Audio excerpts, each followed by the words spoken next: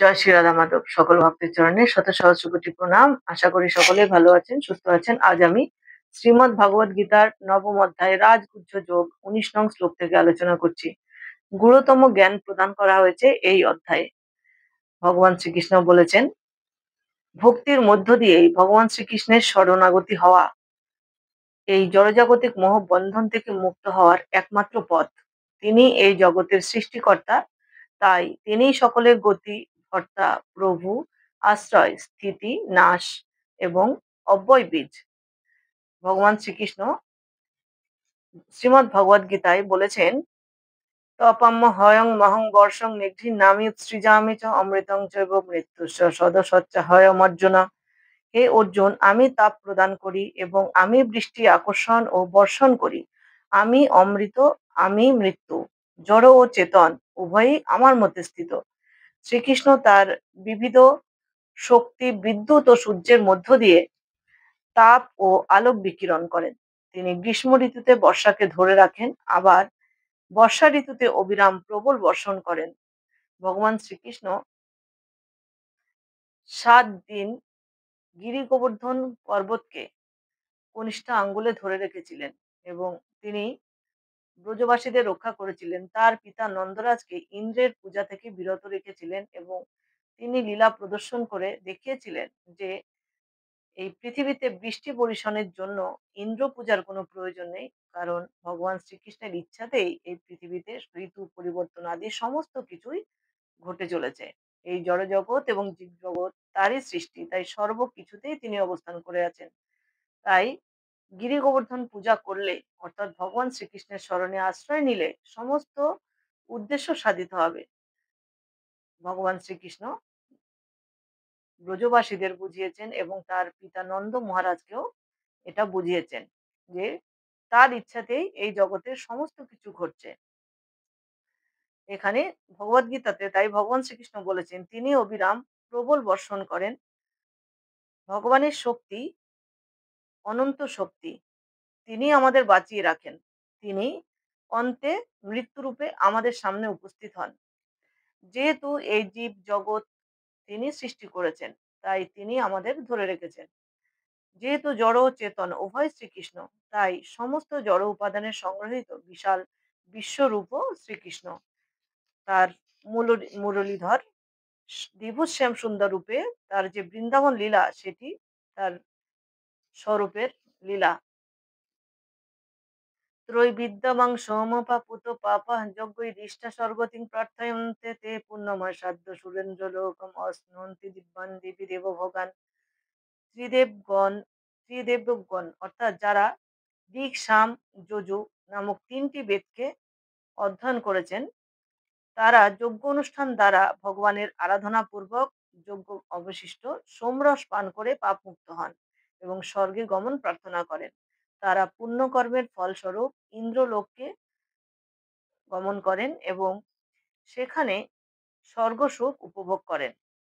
অর্থাৎ ঋক, সাম, যজু নামক 3টি বেদ যিনি পাঠ করেছেন বা অধ্যয়ন করেছেন, তাকে বলা হয় ত্রিবেদী। 3টি বেদ থেকে প্রাপ্ত জ্ঞানের প্রতি অত্যন্ত অনুরক্ত ব্যক্তিরা মনুষ্য সমাজে সম্মান এবং প্রতিষ্ঠা পান।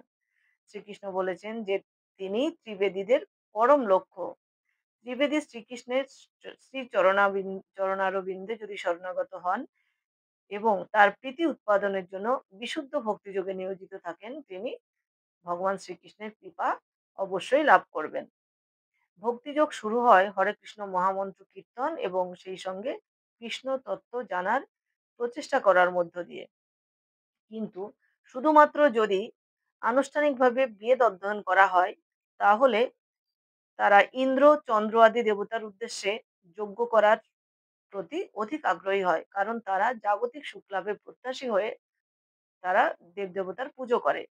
দেবদেবতার উপাসকরা নিকৃষ্ট গুণের দোষ থেকে শুদ্ধ হয়ে তারা স্বর্গলোক, জনলোক, তপলোক, মহরলোক বিভিন্ন উচ্চলোকে যেতে পারে। কিন্তু সেই সব উচ্চলোকে গেলে সেখানে এই জগতের থেকেও অনেক বেশি ইন্দ্রিয় সুখ ভোগ করতে পারে। ইন্দ্রিয় তৃপ্তি সাধন করার পর একসময় তাদেরকে আবার এই মর্তলোকে ফিরে আসতে হয়। কিন্তু ভগবান শ্রীকৃষ্ণের শরণাগত হয়ে যদি যজ্ঞ অনুষ্ঠান করা যায়, তাহলে তিনি বৈকুণ্ঠে গমন করেন। বৈকুণ্ঠে গমন করলে তাকে আর এই পৃথিবীতে ফিরে আসতে হয় না এবং কোনো রকম জড়জাগতিক মোহ বন্ধনে তিনি আবদ্ধ হন না। তিনি সর্বরকম বন্ধনমুক্ত হন। তেতং ভুক্তা স্বর্গলোকং বিশালং ক্ষীণে পুণ্যমর্ত লোকং বিশন্তি এবং ত্রয়ী ধর্মম অনুপ্রপন্না গতাগতং কামকামালভন্তে। তারা সেই বিপুল স্বর্গসুখ উপভোগ করার পর পুণ্যক্ষয় হলে আবার মর্ত্যলোকে ফিরে আসে।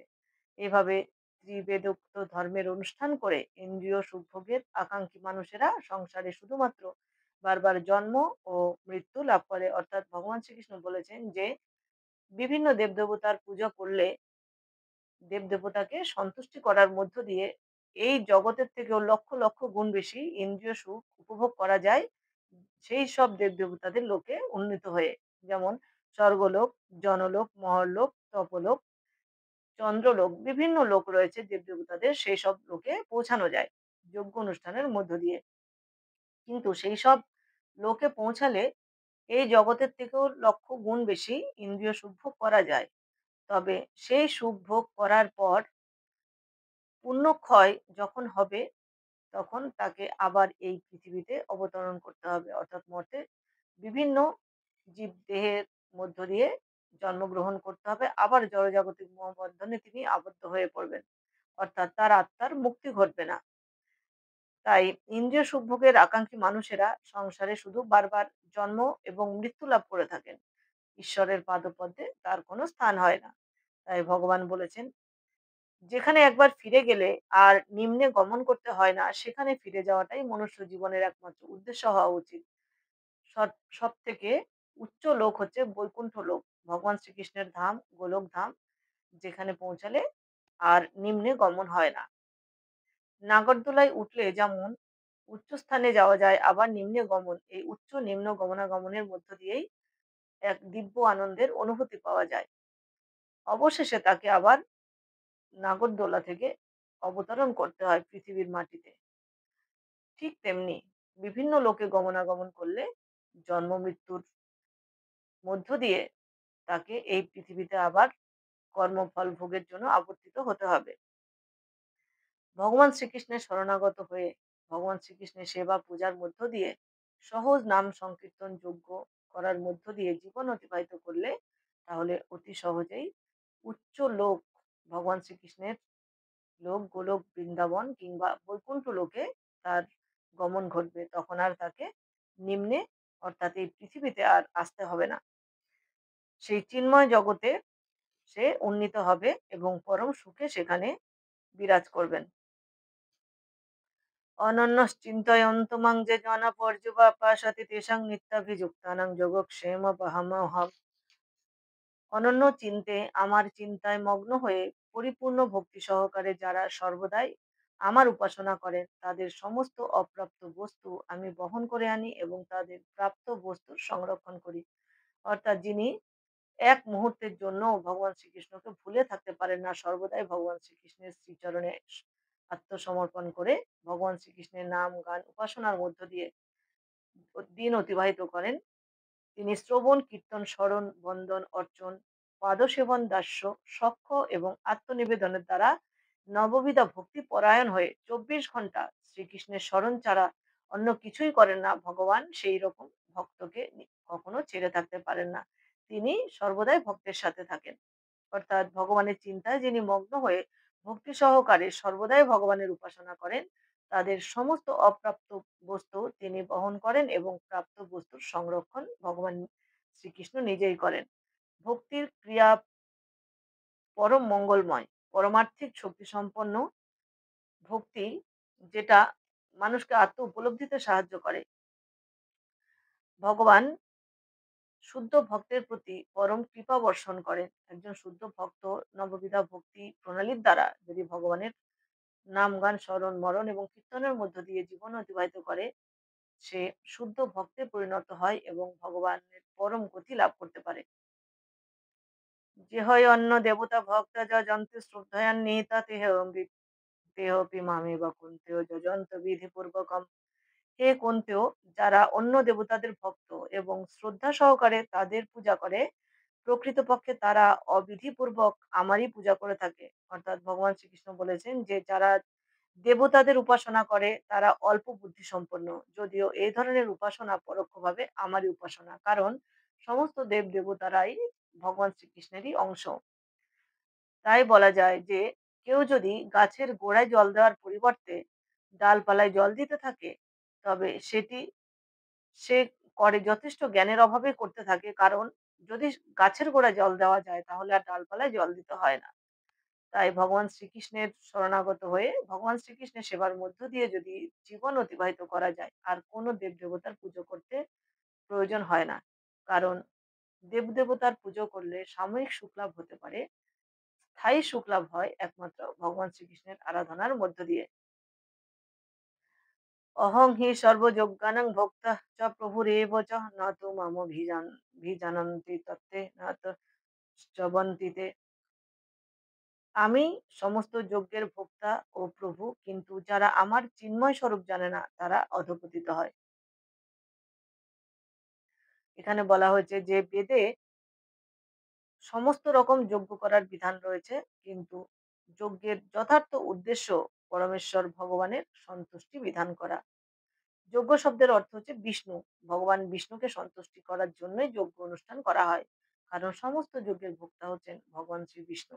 তাই যে কোনো যজ্ঞ অনুষ্ঠানে ভগবান শ্রীকৃষ্ণেরই আরাধনা করা হয় এবং ভগবান শ্রীকৃষ্ণকেই আহ্বান জানানো হয়। যজ্ঞ বা বিষ্ণুকে সন্তুষ্ট করার জন্যই কর্ম করা উচিত। তাই ভগবান শ্রী বিষ্ণু সন্তুষ্টি বিধানের উদ্দেশ্যে আমাদের যাবতীয় কর্ম করে ভগবান শ্রীবিষ্ণুকে সন্তুষ্ট করে পরম ধাম বৈকুণ্ঠ ধামে গমন আমাদের জীবনের একমাত্র উদ্দেশ্য হওয়া উচিত। ভগবান শ্রীকৃষ্ণ তাই বলেছেন, যেহেতু সমস্ত যজ্ঞের ভোক্তা পরমেশ্বর ভগবান শ্রীকৃষ্ণ বা বিষ্ণু, তাই বিষ্ণুর সন্তুষ্টি বিধানই মনুষ্য জীবনের একমাত্র লক্ষ্য হওয়া উচিত। জানতি দেবব্রতা দেবান পিতৃন জানতি পিতৃব্রতা ভূতানি জানতি ভূতের্য জানতি মত যোজিনঃ পিবাম। দেবতাদের উপাসকগণ দেবলোক প্রাপ্ত হয়, পিতৃপুরুষের উপাসকগণ পিতৃলোক প্রাপ্ত হয়, ভূত এবং প্রেতাদির উপাসকগণ ভূত লোকে গমন করেন, আমার উপাসকগণ আমাকে লাভ করেন। অর্থাৎ যদি বিভিন্ন দেবদেবতাদের উদ্দেশ্যে বা অন্য কোনো উদ্দেশ্যে যজ্ঞ অনুষ্ঠান করা হয়, সেই উদ্দেশ্য পূরণ হয়। কিন্তু পরমেশ্বর ভগবানের উদ্দেশ্যে যজ্ঞ করা হলে শুধুমাত্র পরমেশ্বর ভগবানকে প্রাপ্ত হওয়া যায়। বেদবিহিত বিভিন্ন যজ্ঞ অনুষ্ঠান রয়েছে, যেমন প্রেতলোকে গিয়ে যক্ষ রুক্ষ পিশাচ যোনিপ্রাপ্ত হওয়া যায় যদি পিতৃলোক পিতৃপুরুষের উদ্দেশ্যে উপাসনা করা হয়। বিভিন্ন দেবতাদের সন্তুষ্টি বিধানের উদ্দেশ্যে উপাসনা করলে দেবলোকে যাওয়া যায় এবং ভূতাদি প্রেতাদি অর্থাৎ যারা জাদুবিদ্যা করে, জাদুবিদ্যার উপাসকগণ ভূত লোকেই গমন করতে পারে, কখনোই তারা বৈকুণ্ঠে গমন করতে পারে না। তাই এই সমস্ত উপাসকদের জন্ম মৃত্যুর মোহবন্ধনে আবদ্ধ হয়ে আবার পৃথিবীতে প্রত্যাবর্তন করতে হয়, জন্ম মৃত্যুর চক্রে আবর্তিত হতে হয়। কিন্তু পরমেশ্বর ভগবানের উপাসক শুদ্ধ ভক্ত নিঃসন্দেহে যদি বৈকুণ্ঠে যেতে পারেন, তাহলে সেখান থেকে তার নিচু স্তরে আসার কোনো সম্ভাবনা থাকে না। অর্থাৎ সমস্ত কর্মবন্ধন থেকে সে মুক্ত হয়ে যায়, তাকে আর এই পৃথিবীতে জন্মগ্রহণ করতে হয় না। অধিকাংশ মানুষই শ্রীকৃষ্ণ এবং শ্রী বিষ্ণুর এই পরম ধাম সম্বন্ধে অবগত নন। তাই ভগবান শ্রীকৃষ্ণ শ্রীমদ্ ভগবত গীতায় তার বর্ণিত দিব্যজ্ঞান প্রদানের মধ্য দিয়ে সমস্ত জগৎবাসীকে এই সম্বন্ধে অবগত করেছেন যে সমস্ত লোকের ঊর্ধ্ব লোক বা উচ্চস্তরের লোক হচ্ছে বৈকুণ্ঠ লোক। অন্য কোনো লোকে গমন করলে সেখান থেকে পৃথিবীতে আবার ফিরে আসতে হয়, আবার তাকে জড়জাগতিক মোহবন্ধনে আবদ্ধ হতে হয় কর্মফল ভোগের জন্য। কিন্তু সব থেকে উচ্চ লোক ভগবান বিষ্ণুর বা শ্রীকৃষ্ণের লোক, গোলোক বা বিষ্ণু লোক, বৈকুণ্ঠ লোক, সেখানে পৌঁছালে কোনোদিন তাকে কর্মবন্ধনে আবদ্ধ হতে হয় না। সর্বকর্মবন্ধন থেকে মুক্ত হয়ে তার আত্মার মোক্ষ প্রাপ্তি ঘটে। শুধুমাত্র হরে কৃষ্ণ মহামন্ত্র কীর্তন করার ফলে মানুষ এই জীবন সার্থক করে তার যথার্থ আবাস ভগবত ধামে ফিরে যেতে পারে। আজ ভিডিওটি এ পর্যন্তই। দেখা হবে পরের ভিডিওতে পরবর্তী শ্লোক উচ্চারণের মধ্য দিয়ে। সকলে ভালো থাকবেন, সুস্থ থাকবেন। সকল ভক্তের কাছে আমার একান্ত অনুরোধ, যদি ভিডিওটি ভালো লাগে অবশ্যই লাইক, শেয়ার এবং সাবস্ক্রাইব করবেন।